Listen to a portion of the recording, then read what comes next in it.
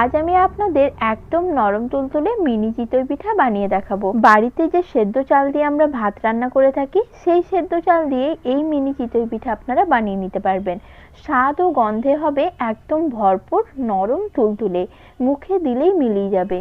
এই শীতে একবার হলেও এই পিঠেটা বানিয়ে খেয়ে দেখতে পারেন। বানানো ভীষণ সহজ।